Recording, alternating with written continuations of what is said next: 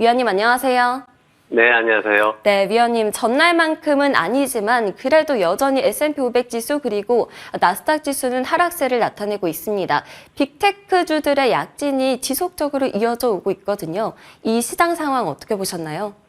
네, 시장의 투자자들이 이제 어느 정도 그 조기 금리 인하에 대해서는 희망을 좀 버리고 있는 그런 모습들을 보이고 있습니다. 이제 2024년도 이제 어떻게 시작해야 되냐 이제 이런 쪽으로 많이 이제 좀 시선을 돌리고 있는 그런 모습을 보입니다. 지금 연준 회의록 어제 나왔는데 이런 부분들에 대해서 이제 거의 못을 박는 수준이었죠. 한동안 고금리 상황이 지속될 수 있다. 이제 이렇게 시장에서는 해석을 하면서 시장에서는 금리를 빠르게 인하할 것이다라는 기대감을 거의 이제 없애는 그런 모습이었습니다.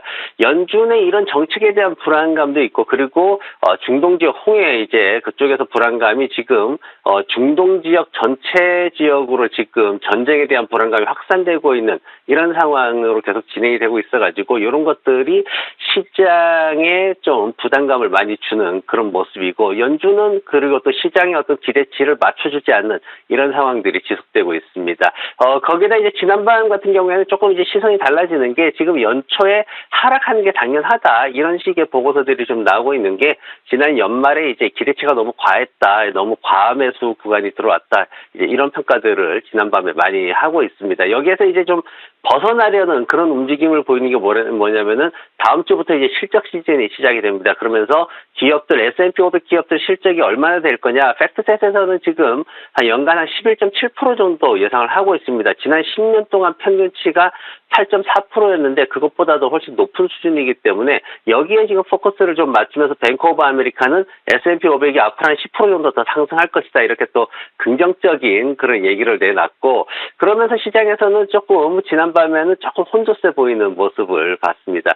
경제 지표 관련해 가지고는 실업수당 청구 건수가 20만 2천 건인데 예상치보다도 좀 모자랄 14,000건 정도가 모자랍니다. 이제 실업수당 청구가 줄어들면 좋은 거 아니냐 이렇게 생각하실 수도 있는데 지금 연준은 노동시장이 좀 망가져야지만 금리를 빠르게 인하하는 쪽으로 갈 수가 있기 때문에 지금 현재 이제 노동시장 지표는 실업 관련된 것은 올라가야 되고 고용 관련된 건 떨어져야지만 시장이 좋구나 이렇게 거꾸로 해석이 되는 그런 상황이 진행되고 있습니다.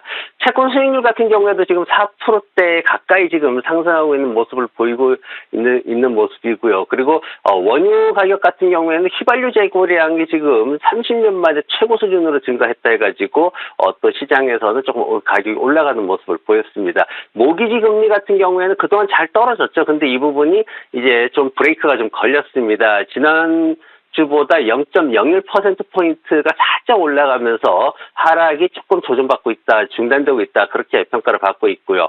시장에서 이제 내일은 비농장 급여하고 이제 실업률 발표를 앞두고 있습니다. 그리고 다음 주 목요일에는 대만 반도체가 실적 발표를 하고 금요일 날 은행주들이 이제 실적 발표하면서 4분기 실적 시즌이 본격적으로 시작됩니다.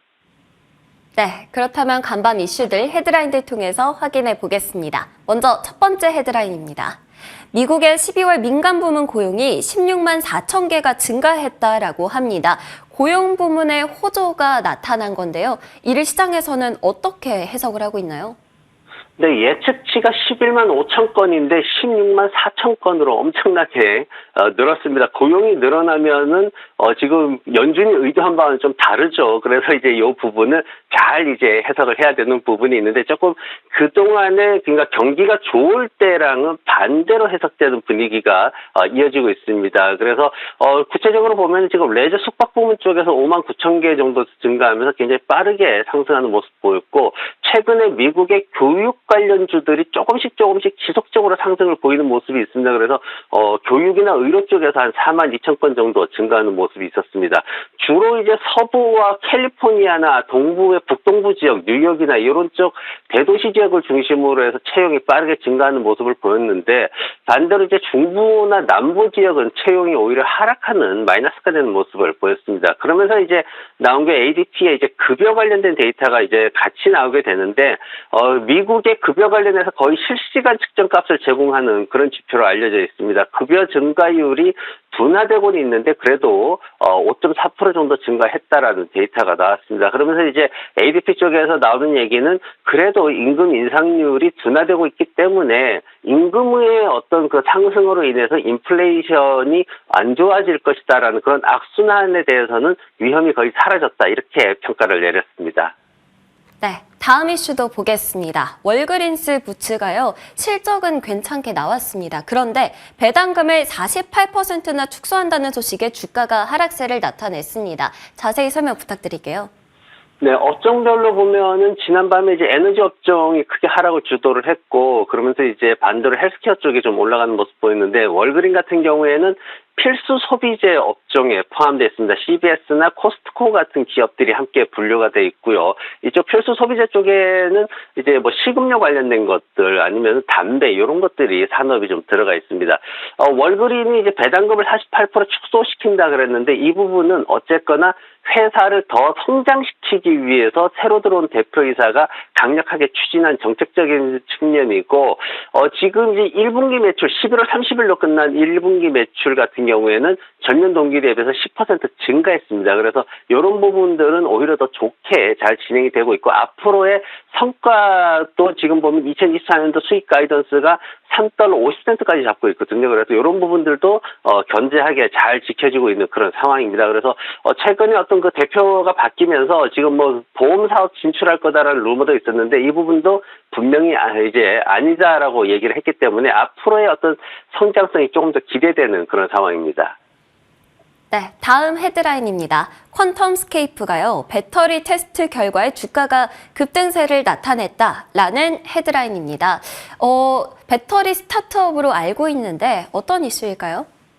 네, 기존에 지금 배터리는 리튬 이온 기술을 가지고 사용을 하는데 이쪽에서 이제 고체 배터리를 가지고 앞으로 더 나은 기술을 뭐 만들겠다 이렇게 지금 계속 하고 있습니다. 근데 주가가 사실 안 좋았어요. 실질적인 결과물이 나오는 게 너무 오래 걸리고 있는 상황인데 다만 지난밤에 나온 얘기는 뭐냐면은 기존의 어떤 그 쉽게 얘기해서 테슬라의 배터리 효율이 20만 킬로당 12% 감소한다라고 돼 있는데 이 회사가 지난밤에 한 거는 50만 킬로에 5% 감소한다. 그래서 테슬라보다도 한 6배 정도 효율이 높다. 이렇게 지금 얘기가 나왔습니다. 그러면서 이제 CEO가 나서가지고 최고의 어떤 기술을 가지고 있다. 이렇게 발표를 했는데 잠재력이 굉장히 큽니다. 그리고 고위험의 고수익 주식입니다. 하지만 전기차 분야에 침체되어 있는 이런 산업 구조 속에서 뭔가를 뚫고 나갈 수 있는 걸 찾는다면은 제가 어제 로보택시라는 얘기를 이제 산업을 설명을 드렸는데 그것과 함께 배터리의 어떤 변화되는 부분 이런 것들도 우리가 주목할 필요는 있어 보입니다.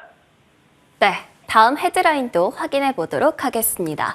모빌아이가 2024년 실적 가이던스 실망에 주가가 하락을 했습니다. 사실 이 모빌아이 2022년에 상장을 한 이후로 어떤 소식들이 들려오지라고 들었을 때 그렇게 많은 소식들이 들려오지 않았거든요. 그런데 올해 그렇게 좋지 않다라고 하니까 좀 걱정을 많이 하실 것 같습니다. 자세하게 설명 부탁드립니다.